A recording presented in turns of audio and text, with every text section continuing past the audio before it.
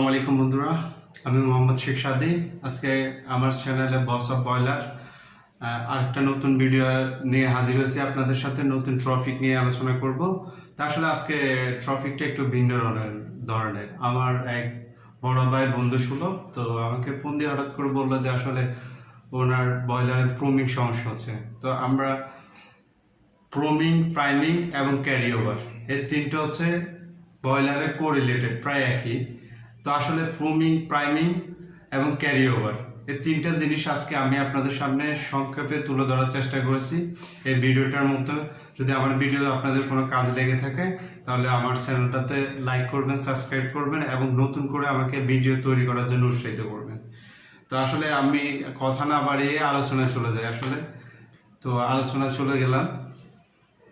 প্রথম হচ্ছে প্রুমিং, priming and carry over. এই তিনটা শব্দের সাথে আমরা অনেকেই পরিচিত। তো আসলে প্রথম হচ্ছে প্রুমিং।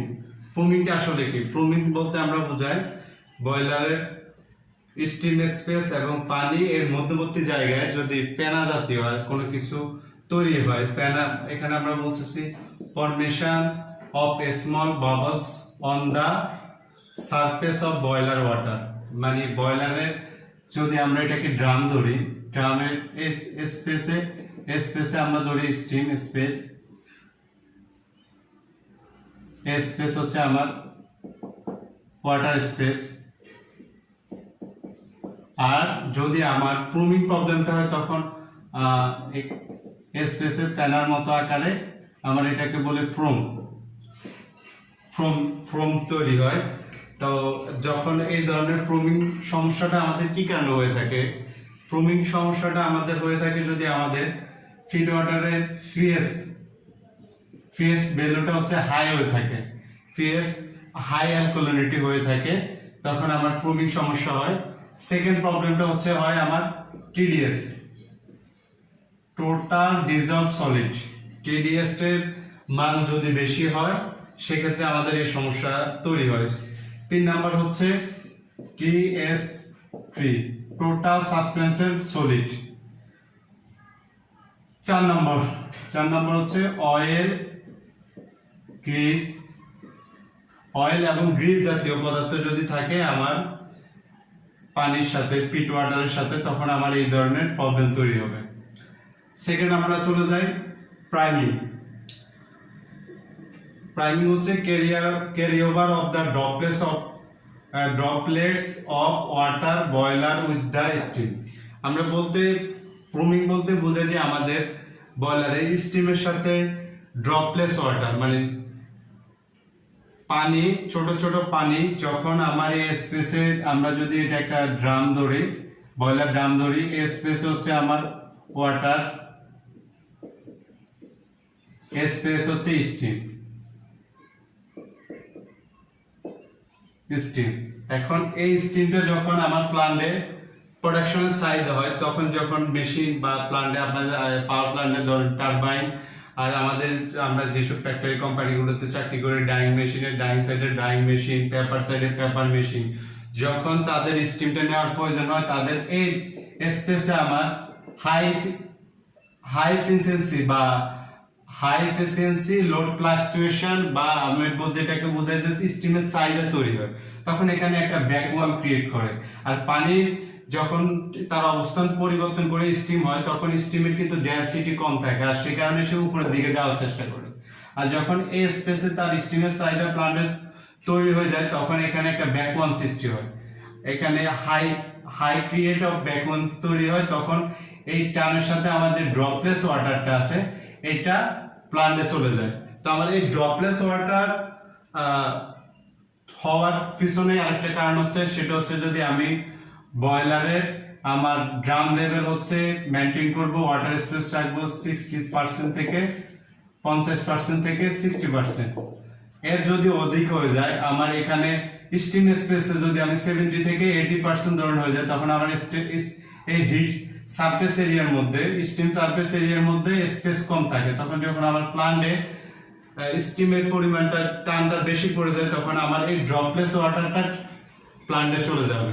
আর এই ক্ষেত্রে কি হবে? প্রুমিং সমস্যা হবে। আর প্রুমিং সমস্যা হলে কি হয় আমাদের, যখন বয়লারে অনেক সময় আমরা কি দেখি, আমাদের বয়লার হঠাৎ ওয়াটার লগিং করে লো হয়ে বন্ধ হয়ে যায়। আবার অনেকে দেখছি যে বয়লারের পানির মধ্যে ঢেউ ফেলায়, পানিটা ওই যে আমাদের সমুদ্রের পানি বা নদীর মধ্যে আমরা যেরকম দেখি ঢেউ উতাল পাতাল করে, এই ধরনের প্রবলেমটা স্পেসটা তৈরি হয়। 3 নম্বর হচ্ছে ক্যারি ওভার। ক্যারি ওভারটা হচ্ছে আসলে প্রুমিং, প্রাইমিং এবং ক্যারি ওভার, এই তিনটা হচ্ছে কোরিলেটেড, একটার সাথে একটা সম্পর্ক আছে এবং আলাদা আলাদা সামান্য ডিস্টেন্স আছে।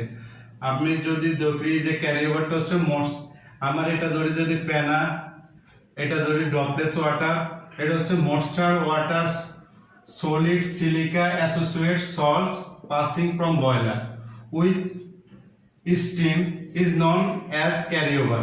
আমার বয়লারে যখন স্টিমটা উত্তপ্ত, যখন তার পানিটা অবস্থান পরিবর্তন করে স্টিম স্পেস তৈরি হয়, আমাদের পানির সাথে যদি সল্ট, সিলিকা অ্যাসোসিয়েট এই ধরনের পার্টিকেল গুলো থাকে, তখন এটা আমার স্টিমের সাথে কোথায় চলে যাচ্ছে, প্লান্টে চলে যাচ্ছে। আর প্লান্টে চলে গেলে কি হয়, আমি যদি পাওয়ার প্লান্টে ধরি, বয়লারে আমার প্রথম অবস্থায় স্যাচুরেট স্টিমটাকে সুপার হিটেড করা হয়। সুপার হিটেড করলে আমরা সুপার হিটার ব্যবহার করে থাকি।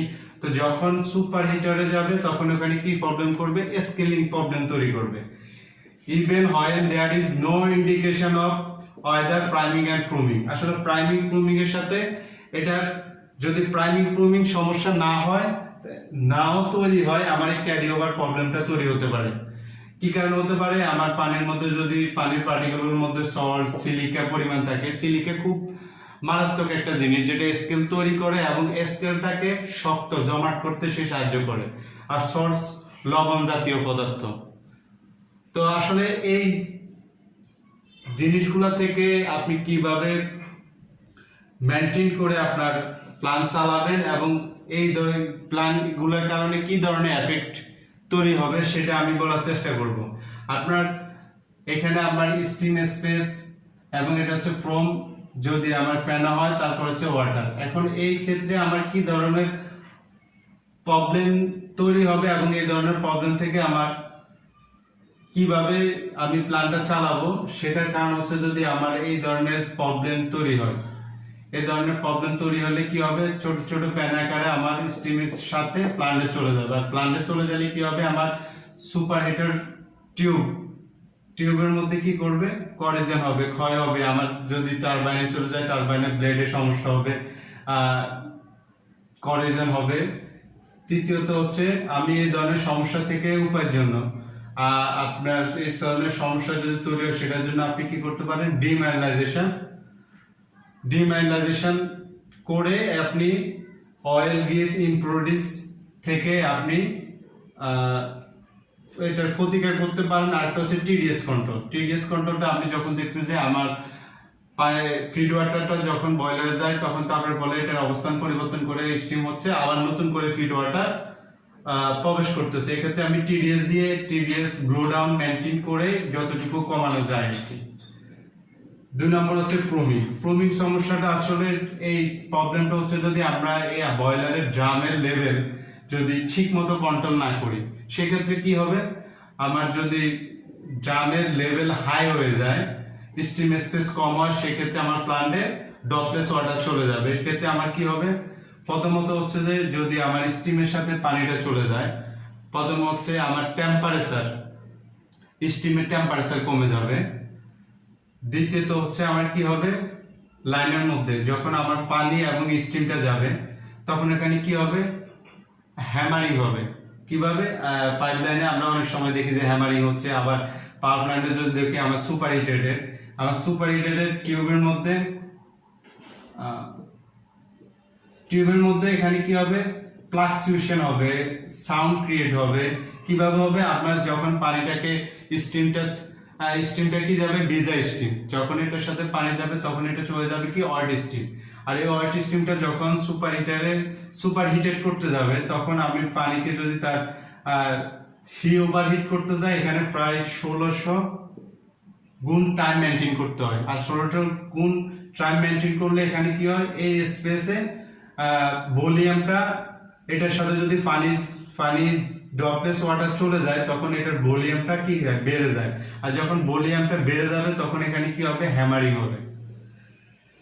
তো এই হ্যামারিং এটা একটা সমস্যা। দ্বিতীয়ত হচ্ছে যে আমরা যখন এই ড্রপলেস ওয়াটারটা ওখানে চলে যাবে তখন আমার এই টিউবের মধ্যে কি হবে, স্কেল তৈরি হওয়ার সম্ভাবনা আছে।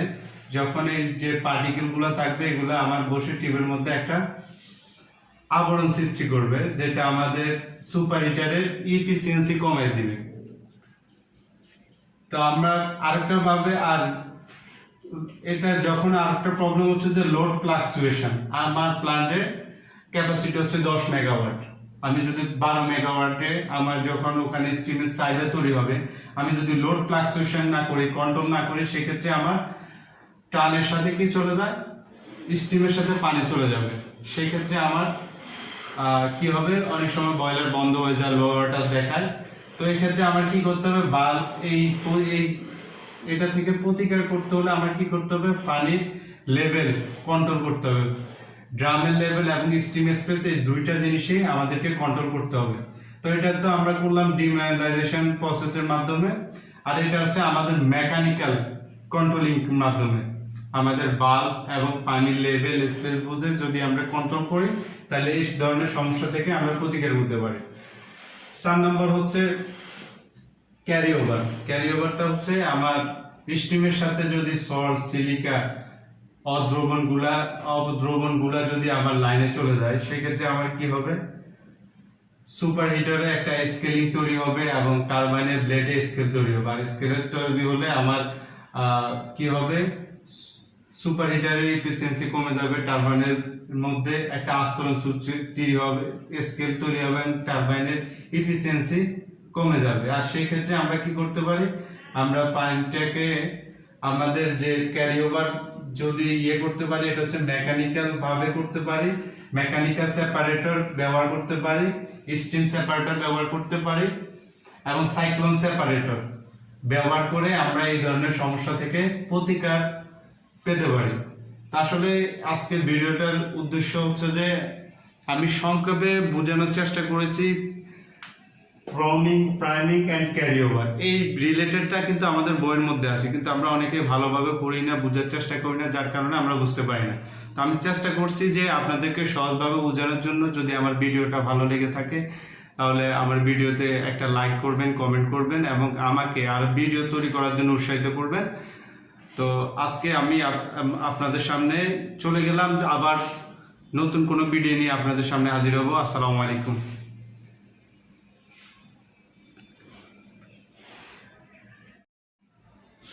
আসসালামু আলাইকুম বন্ধুরা, আমি মোহাম্মদ শেখ সাদি। আজকে আমার চ্যানেলে বস অফ বয়লার আরেকটা নতুন ভিডিও নিয়ে হাজির হয়েছি আপনাদের সাথে। নতুন টপিক নিয়ে আলোচনা করব।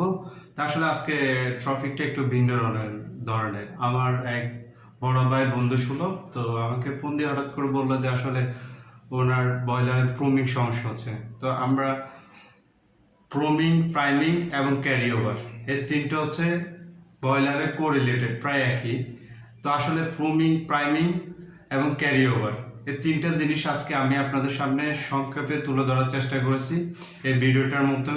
যদি আমার ভিডিও আপনাদের কোনো কাজ লেগে থাকে তাহলে আমার চ্যানেলটাতে লাইক করবেন, সাবস্ক্রাইব করবেন এবং নতুন করে আমাকে ভিডিও তৈরি করার জন্য উৎসাহিত করবেন। তো আসলে আমি কথা না বাড়িয়ে আলোচনায় চলে যাই আসলে। তো আলোচনায় চলে গেলাম।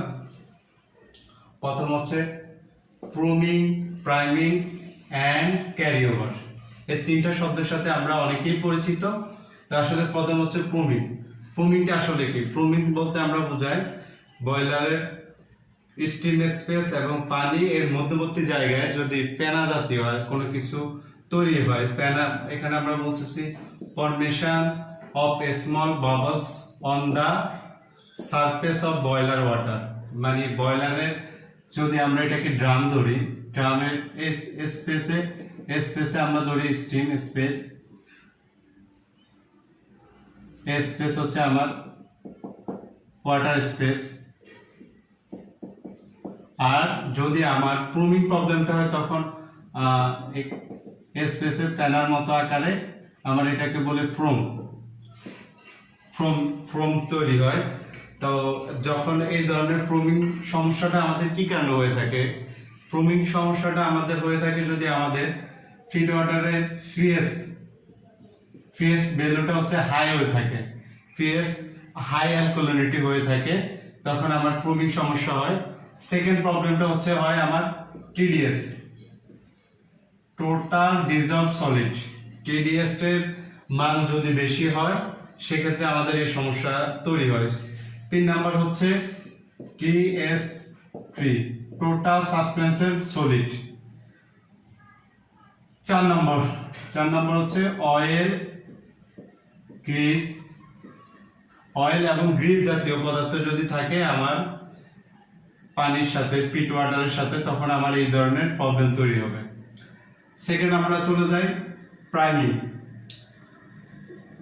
প্রাইমিং হচ্ছে carry over of the droplets of water boiler with the steam. আমরা প্রুমিং বলতে বোঝায় যে আমাদের বয়লারে স্টিমের সাথে ড্রপলেটস ওয়াটার মানে পানি, ছোট ছোট পানি যখন আমার এই স্পেসে, আমরা যদি এটা একটা ড্রাম ধরি, বয়লার ড্রাম ধরি, এই স্পেসে হচ্ছে আমার ওয়াটার, এই স্পেস হচ্ছে স্টিম। এখন এই স্টিমটা যখন আমার প্ল্যান্টে প্রোডাকশনের চাহিদা হয়, তখন যখন মেশিন বা প্ল্যান্টে আপনাদের পাওয়ার প্ল্যান্টে ধরেন টারবাইন, আর আমরা যেসব ফ্যাক্টরি কোম্পানিগুলোতে চাকরি করি, ডাইং মেশিনে ডাইং সাইডে ডাইং মেশিন, পেপার সাইডে পেপার মেশিন, যখন তাদের স্টিমটা নেওয়ার প্রয়োজন হয়, তাদের এই স্পেসে আমার হাই এফিসিয়েন্সি লোড ফ্লাকচুয়েশন বা আমি যেটাকে বোঝাই যে স্টিমের চাহিদা তৈরি হয়, তখন এখানে একটা ভ্যাকুয়াম ক্রিয়েট করে। আর পানির যখন তার অবস্থান পরিবর্তন করে স্টিম হয়, তখন স্টিমের কিন্তু ডেনসিটি কম থাকে, আর সে কারণে সে উপরের দিকে যাওয়ার চেষ্টা করে। আর যখন এই স্পেসে তার স্টিমের চাহিদা প্ল্যান্টে তৈরি হয়ে যায়, তখন এখানে একটা ভ্যাকুয়াম সৃষ্টি হয়, এখানে হাই ক্রিয়েট অফ ভ্যাকুয়াম তৈরি হয়। তখন এই টানের সাথে আমার যে ড্রপলেস ওয়াটারটা আছে এটা প্ল্যান্টে চলে যায়। তো আমার এই ড্রপলেস ওয়াটার হওয়ার পিছনে আরেকটা কারণ হচ্ছে, সেটা হচ্ছে যদি আমি বয়লারের আমার ড্রাম লেভেল হচ্ছে মেনটেন করব, ওয়াটার স্পেস রাখবো 60% থেকে 50% থেকে 60%, এর যদি অধিক হয়ে যায়, আমার এখানে স্টিম স্পেসে যদি আমি 70 থেকে 80% ধরন হয়ে যায়, তখন আমার এই হিট সারফেস এরিয়ার মধ্যে, স্টিম সারফেস এরিয়ার মধ্যে স্পেস কম থাকে, তখন যখন আমার প্ল্যান্টে স্টিমের পরিমাণটা টানটা বেশি পড়ে যায়, তখন আমার এই ড্রপলেস ওয়াটারটা প্ল্যান্টে চলে যাবে। আর এই ক্ষেত্রে কি হবে, প্রুমিং সমস্যা হবে। আর প্রুমিং সমস্যা হলে কি হয়, আমাদের যখন বয়লারে অনেক সময় আমরা কি দেখি, আমাদের বয়লার হঠাৎ ওয়াটার লগিং করে লো হয়ে বন্ধ হয়ে যায়। আবার অনেকে দেখছি যে বয়লারের পানির মধ্যে ঢেউ ফেলায়, পানিটা ওই যে আমাদের সমুদ্রের পানি বা নদীর মধ্যে আমরা যেরকম দেখি ঢেউ উত্তাল পাতাল করে, এই ধরনের প্রবলেমটা স্পেসটা তৈরি হয়। 3 নম্বর হচ্ছে ক্যারি ওভারটা হচ্ছে আসলে প্রুমিং, প্রাইমিং এবং ক্যারি ওভার, এই তিনটা হচ্ছে কোরিলেটেড, একটার সাথে একটা সম্পর্ক আছে এবং আলাদা আলাদা সামান্য ডিস্টেন্স আছে। আপনি যদি ধরি যে ক্যারি ওভারটা হচ্ছে আমার এটা ধরি যদি পেনা, এটা ধরি ড্রপলেস ওয়াটার, এটা হচ্ছে moisture water solid silica associate salts passing from boiler with steam is known as carry over.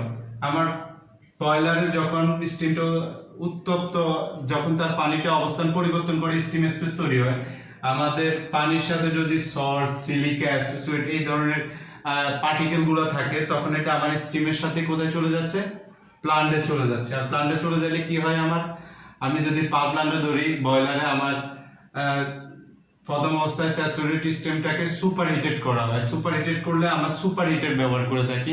তো যখন সুপার হিটারে যাবে, তখন ওখানে কি প্রবলেম করবে, স্কেলিং প্রবলেম তৈরি করবে।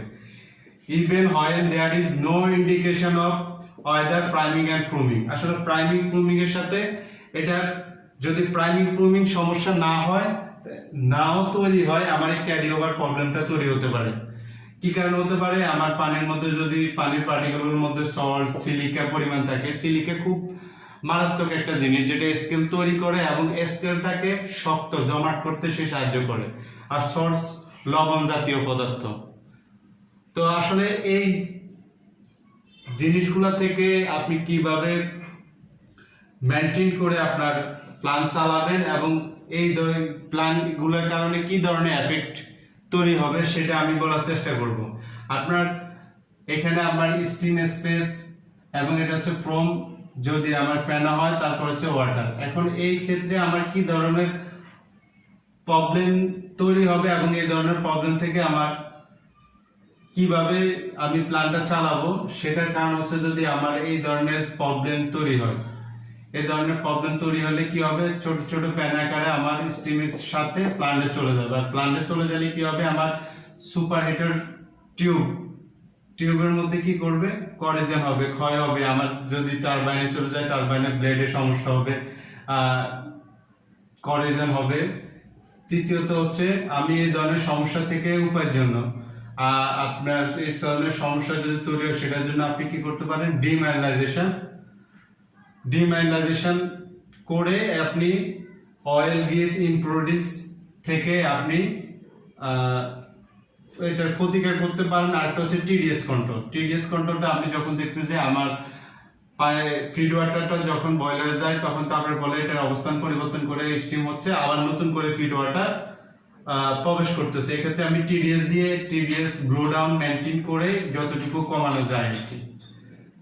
2 নম্বর হচ্ছে প্রোমিং সমস্যাটা। আসলে এই প্রবলেমটা হচ্ছে যদি আমরা এই বয়লারের ড্রামের লেভেল যদি ঠিক মতো কন্ট্রোল না করি, সেক্ষেত্রে কি হবে, আমার যদি ড্রামের লেভেল হাই হয়ে যায়, স্টিম স্পেস কম হয়, সেক্ষেত্রে আমার প্ল্যান্টে ড্রপলেস ওয়াটার চলে যাবে। এক্ষেত্রে আমার কি হবে, প্রথমত হচ্ছে যে যদি আমার স্টিমের সাথে পানিটা চলে যায়, প্রথম হচ্ছে আমার